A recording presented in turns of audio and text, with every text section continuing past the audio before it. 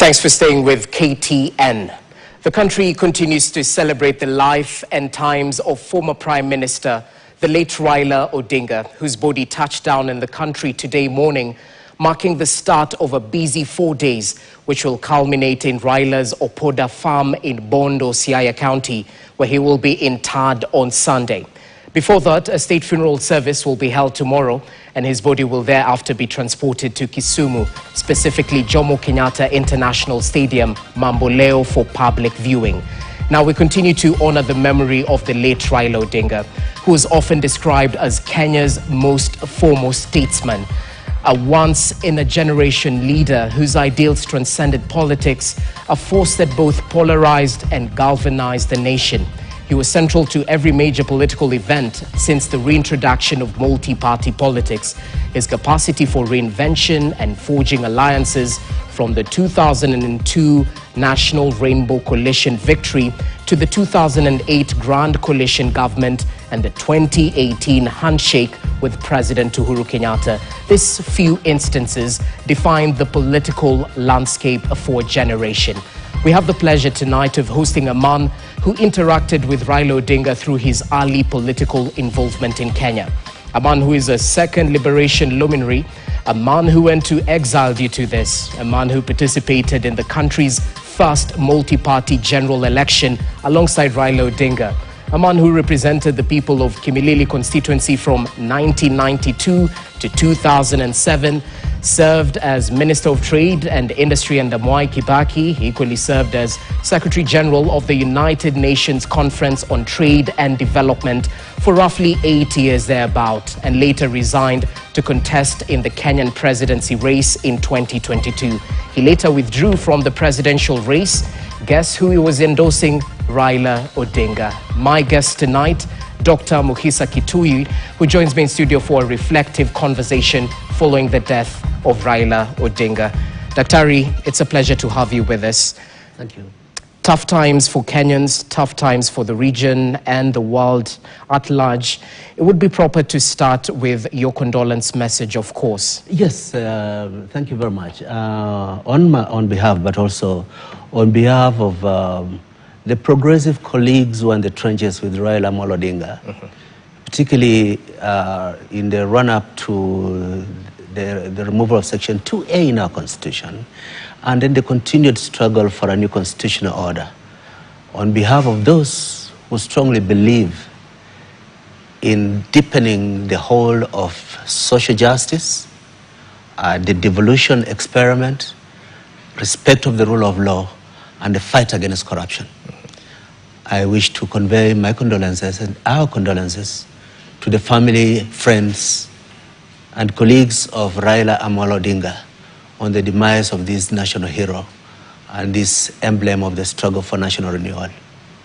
Definitely, and it's a tough time for the country, as we mentioned, but let's just take a trip down memory lane and start with your initial interaction with the late Raila Odinga. Do you recall the first interaction? Was he still larger than life during his formative political years? No, in the early period, a lot of a decade that was wasted in detention, incarceration for Raila after 1982. I was away in Scandinavia doing my master's and my PhD, and we did not have much direct contact. Of course, later on towards the end, as myself and a few others started organizing literature for which some people were arrested on Mageuzi, Mapambano, we started having informal contacts. But once he was released from custody and he joined us in the then emerging so-called Young Turks, the team of relatively younger politicians who were working with a set of 6 more elderly politicians to find ways of reopening multipartyism in Kenya, then he jumped straight deep into the deep end and was very much part of the team, like he was unnatural. And of course, from the very early time, you could see that his biggest advantage over the rest of us was his very decisive way of action. You are talking about, should we have this organized and done? when you are looking like you are about to do it, he says, yes, this will do, and he runs with it. Yeah. It was very much, like a tempest, as it were, in the days when a lot of others were slightly more measured and saying, let's see how we can push more steadily. Yeah. So that's one, but he played a very, very important role, and of course, Moi started looking for him again. They were looking to put him in custody again, and I remember that is in the year 1991. Then, because I wasn't too known to the system as such, we hid him in my home. I kept him in my house while rumors were that he had gone into exile. And after some time, we organized to try to smuggle him out to seek refuge in the US. And we disguised him as an old woman and put him in my car. And my wife drove us as we tried to get him into the basement of the American embassy. The then ambassador of the US declined, and they blocked us from going in.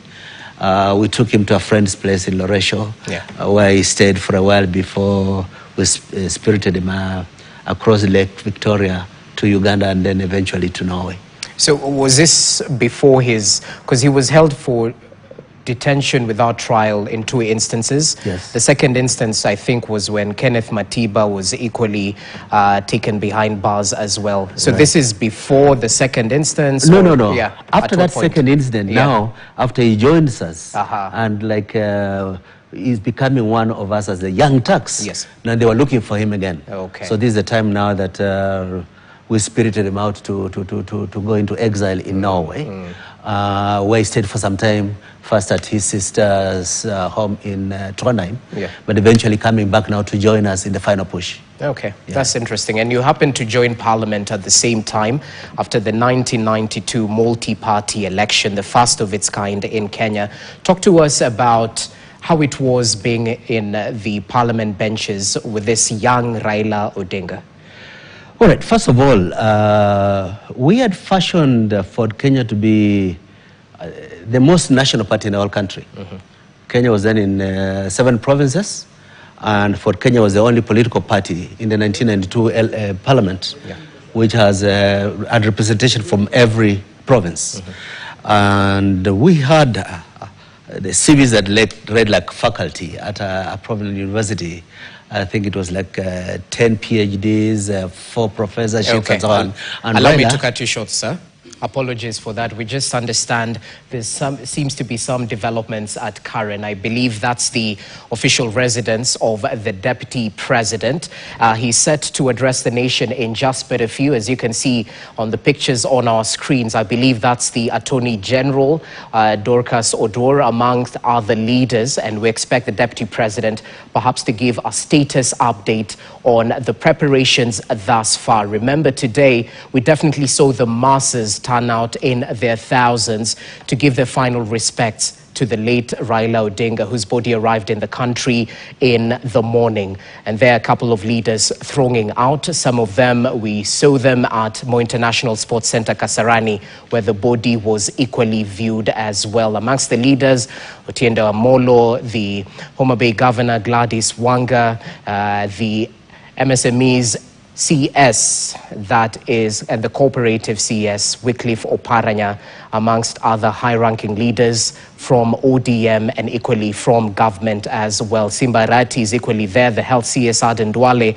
and perhaps this is indicative that the Deputy President might be making his way in just but a few to give us the way forward. Remember, we anticipate that a state funeral service to be held tomorrow. Initially, they had mentioned it would be held at Nyayo Stadium. We don't know if there will be a change of venue, as we saw today when the public viewing venue was changed from Parliament buildings to Kasarani Stadium. Well, we will be crossing over in just but a few to get the sentiments of the Deputy President live and direct once he takes to the podium to address the nation. And just to mention also, Saturday will be a busy day, crossing over to Sunday. Saturday, we expect the body to be flown to Kisumu, where it will be placed for public viewing at the Jomo Kenyatta International Stadium, Mamboleo in Kisumu, and thereafter make its way via road to Bondo or Poda Farm that belongs to Raila Odinga the late, where he will be interred and laid to rest. Equally there, Siaya Governor James Orengo, amongst other leaders. We have seen Millie Mabona equally there, as I mentioned, Simba Arati, the governor of Kisii County, including other cabinet secretaries, plus the CS for Defense, who's equally there, so Pantuya, just to show the high-level delegation that is going into the planning and the preparations for the final respects of the late Raila Amolo Odinga. Well, Mukhisa Kituyi, sorry, I cut you short. Perhaps you can proceed as we anticipate the arrival of the Deputy President. Thank you. No problem at all. Just proceed. You were telling us about here. Yes, I was telling you that Raila was in very good company with a very diverse and rich repertoire of younger, very progressive and enlightened political leaders. And we had the benefit of working under Raila's father, the late Jaramogi Oginga Odinga, who had this very, very interesting way of opening space to grow us politically. Very, very much involved in consultation and consensus leadership, which was a very important foundation for some of us who were the younger politicians at the time. But also what was very important in that parliament, perhaps more than any that I have known in the recent past, in the last 3 decades, that the quality of debate was very, very, very mature. People thought, but also people read and researched for what they said. The evidence they presented to argue the cases was impressive. I was chief whip of the opposition in that parliament, Parliament 92 to 97, and I had a very disciplined and intelligent team that really ran the public debate in parliament. Curious question. Was it an appendage of the executive back then? Because that criticism has been fronted to the 12th, 13th Parliament in a number of instances. How was it back then? Back then, absolutely not. What the biggest problem we had at the time was this phobia about opposition. I remember that many Kano members of Parliament at the time were very scared of being found, even caught having a cup of tea with opposition politicians. I remember one time I was having a cup of tea in Parliament with some Kano backbenchers, and Nicholas Biwott walked into the foyer, and all the members of Parliament seated at the table rapidly rose, not to be found sitting with an opposition politician. You know, it was that polarized at the time. Many of them driven by fear of punishment. The main thing the executive did is to bribe Kano MPs, no, not to bribe, to use money to promote Kano MPs as Wapenda Maendeleo. Now look, that was the time when a member of Parliament's total package of takeaway was 19,000 shillings. And you had Harambes in the weekends, and you have a lot of people in your constituents who are expecting support individually on their personal issues. But so what Moi was doing is give money to pro-government MPs. They go and declare how much they love development and they are generous. As a tool of legitimacy. But in substantive discussions, we were growing on a narrative which was basically sustaining the pressure for more democratic reform. At that time, only Section 2A had been changed. They were saying we still didn't have the right of assembly. I remember I was arrested in a Catholic church in my constituency, taken to sleep at a police station in Kericho, and charged in a court in Kisii the next day for organizing an illegal assembly. I was given bail after a day in custody, with a duty to report in court in Kisii once every week for the next 4 weeks. That's the pain that I come from near Kitale, to be going to Kisii with my battered little vehicle and my limited fuel money. Was just the way that they made it very difficult. But Raila was in this kind of epoch. We suffered through this together as we sought to build on the gains made, define the agenda for national renewal, and he was very, very good at mobilizing, particularly the public participation, the public rallies, and reaching different parts of the country to bring in the excluded into the political mainstream. That's really proper. And you've mentioned about his mobilization skills. Perhaps did this play a large contributing factor to how the former president, the late Daniel Arap Moi, reached out to NDP and Raila Odinga, bringing them into the foray of the larger KANU party. Talk to us about why it was so important to bring Raila Odinga, who had just turned out number 3 in that 1997 presidential election, into the foray. What was the former president looking to add into his battalion? The critical thing after the 1997 election, yes. This is when Raila was brought into government by Moi. True. The opposition had more members of parliament than government. So Moi had, in spite of all the rigging, got about 37% of the presidential vote. Mm-hmm. And attended to that, he had a minority number of members of parliament. Yes. So he could not prosecute government business through parliament without finding a formula of anchoring his parliamentary work around a certain number of opposition politicians. Mm-hmm. So he tried. I remember the efforts which were made to try to persuade Honorable Michael Malwa and Ford Kenya members of parliament to also go into government. Some of us were very, very hostile to that. But somehow Raila found a working arrangement with Moi, which Moi desperately needed, because without that, parliament would have been paralyzed until the 2002 election. Okay. So it was not anything other than the fact that he represented a very substantial number of constituencies, which together with the KANU constituencies will give government a working majority in parliament. All right. That's proper. Just continuing with our timeline, in 2002, in terms of what Raila Odinga said, Kibaki Tosha, how impactful was that one statement in terms of making the NAC dream a reality? You know, I was at the center of that phenomenon. Yes. And there's been a lot of false history. Clarify. Starting in 2001, Michael Amalo Kijana, Charity Ngilu, Mwai Kibaki, and the lieutenants started on a very structured process of confidence building and movement towards a single presidential candidate. Mm-hmm. In this work, we did a number of retreats out of Nairobi, where we kind of opened the wounds, then cleaned them up and then stitch afresh. Yeah. There were very bigoted people in the groups. There were people like Matu Amae, who will very openly tell others, you know, we Kikuyus have the numbers and the money. We will just remember you because you have been friends to us. And people like Martin Shikuku will then rail at him about this sense of entitlement of Kikuyus and so on. Yeah. It all played out, but slowly, we're building confidence. I remember in the course of that period, the ANC of South Africa invited us, the top leadership within this alliance-building effort, for a 2-week retreat to Johannesburg, staying at the guest house of the ANC, to benchmark. Seeing each other, everyone. No, benchmarking. Okay. Yeah. We're not benchmarking. Yeah. We're cultivating, transforming a group into a team.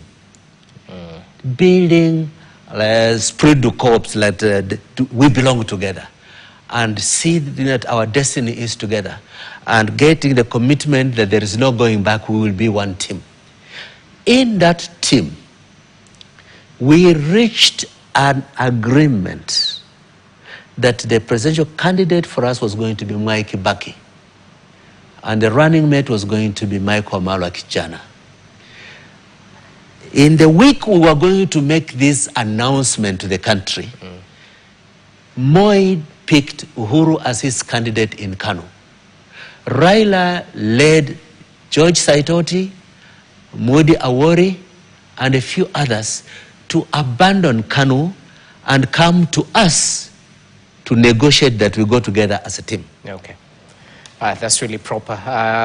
Just walking down the path of Kenya's democracy with Dr. Mukhisa Kituyi right here, and it's definitely an invigorating discussion. But live pictures on your screen right now from the Deputy President's official residence in Karen. Professor Kithure Kindiki is taken to the mic. Remember, he's co-chairing the planning committee around the funeral of Raila Odinga. Let's listen in. Thank you for turning up for this.